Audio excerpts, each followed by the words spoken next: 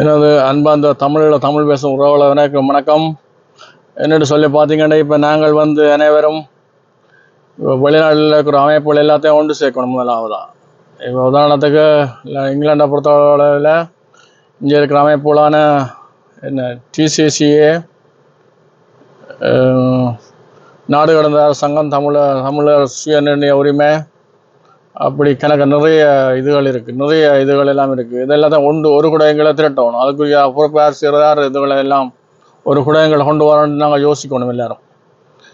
இப்போ நாங்கள் சுயநலமாக சிந்திக்க நாங்கள் எல்லாரும் ஒரு குடையங்களை இப்போ உதாரணத்துக்கு ஒவ்வொரு வியாபார தலங்கள்லையும் நாங்கள் ஒரு உண்டியல் மாதிரி ஒன்றை வச்சு ஏதாவது ஒன்றை செய்து அதில் வார ஒரு பனி 2 பனியை சேர்த்து தான் இதுக்கு ஒரு சரட்டி ஆர்கனைசேஷன் மூலமாக சில உதவிகளை செய்யலாம். அப்படி செய்ய அது அதுக்கு கூட சில பேர் ஒத்துழைப்பு தர மாட்டீங்க. நானும் இடத்துல முயற்சி செய்து பார்த்தேன் முந்தின காலங்களில். அதுக்கு கணக்க கேள்விகள், என்ன காசு கொடுக்கணும், நாட்டு போக போறியோ, அப்படி தான் கேட்பினோம். ஏன்னா ஒரு சில செய்த பிள்ளைகளால் எல்லாரையும் ஒரே மாதிரி கணக்கு தான் எங்களோட சமுதாயம். அப்போ நாங்கள் என்ன செய்யணும், அப்படி ஒரு சிலர் செய்கிறத பிள்ளைகளால் எல்லாரையும் பாதிப்புக்கு உள்ளாரோம்.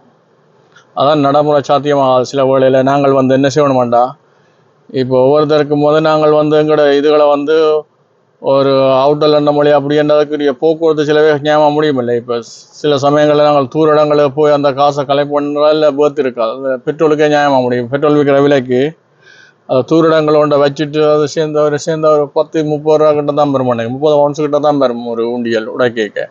ஃபுல்லாக சேர்ந்த அப்புறம் 1 penny 2 penny 1 pound போட்டு கொஞ்சம் அப்படி தான் பெறுவானுங்க. அதை பார்த்து செய்யலாம். அதுக்கு தூர இடங்களுக்கு சில வேளையில் போக்குவரத்து சிலவலாவே ஒரு மாதம் ஒரு குணந்து இங்கே லண்டன் பக்கம் ஷாப்பிங்குக்கு வரைக்கும் யாராவது குணந்து ஆறதாண்டா அப்படி செய்யலாம். இல்லாட்டி அப்படி செய்ய இயலாது. அதான் பார்ப்போம் என்னென்னு சொல்லி அதை பார்ப்போம். மற்றது நாங்கள் என்ன செய்யணும்னா, அந்த எங்களோட வாழ்க்கை முறைகளை கொஞ்சம் மாற்றவும். இப்போ நாங்கள் விட்டு கொடுத்து ஒரு குடையங்களை ஒன்று தட்ட சரியாக கஷ்டமாக இருக்குங்கள மக்களை. இப்போ தானே பார்த்தீங்க எங்களோட அரசியல் தானே இப்போ எல்லாருக்கும். டாக்டர் அர்ஜுனா தமிழடி அந்த நியூஸில் 2 பேரையும் பார்த்தாலே போதும். ஒவ்வொரு ஒன்றும் பார்க்க தேவை. 2 பேரை நியூஸும் பார்த்தாலே உலக நீங்கள் எல்லா விஷயங்களும் அறிஞ்சு கொள்ளலாம். என்னென்னு சொன்னால், இவையை போடுறது முழுக்க உண்மையான பதிவுகளை தான் போடினோம். அப்போ அதில் சுத்தமாக ஃபேக்கான பதிவுகள் ஒன்றும் இல்லை. மற்ற நிறுவனங்கள் மாதிரி இந்த நிறுவனங்கள் இல்லை தானே. இவங்களை தனிப்பட்ட அதானே எல்லாம் உண்மையான கருத்துக்களை தான் போடுவாங்க. பொய்யா ஒன்றும் போட மாட்டாங்க அந்த 2 பேரும். அப்போ நாங்கள் இந்த இதுகளை என்ன செய்யணுமாண்டா, எங்களோட இதுகளை உள்வாங்கி நாங்கள் எல்லாரும் ஒரு கூட எங்களை அங்கே திரட்டணும்.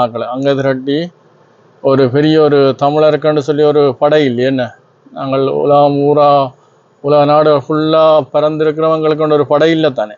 இப்போ எங்களோட பழைய 2009 எல்லாம் எங்களோட யுத்தம் மௌனிக்கப்பட்ட பின்பு எங்களுக்குன்னு சொல்லி படையை கட்டியமைக்க ஒருத்தனும் முன்வரவும் இல்லை, அதை செயல்படுத்த ஒரு ஆக்களுமே இல்லையே. இப்போ ஒரு 2 வருஷத்துக்கு 2023-24 இருக்கும். 2024 நான் அவருக்கு இங்கே போனேன்.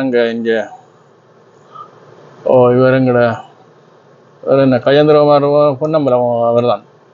அவர் இங்கே லண்டனுக்கு ஒரு மீட்டிங் கொண்டு வச்சவர். அதுக்கு நான் அவருக்கா போனான்.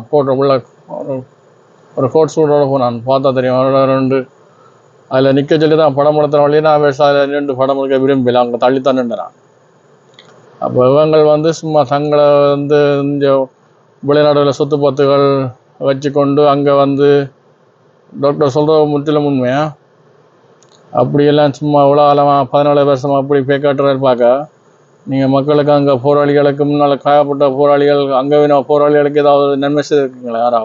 யாராவது அரசியல் வாவேக்கு ஒரு சாப்பாடு கொடுத்துருப்பீங்களா? இல்லை தானே. அப்படி ஒரு தான் கொடுக்காமல் இப்படி எல்லாம் எங்களோட சமுதாயம் எங்கே போகிறது யோசிச்சு பாருங்க மக்களே.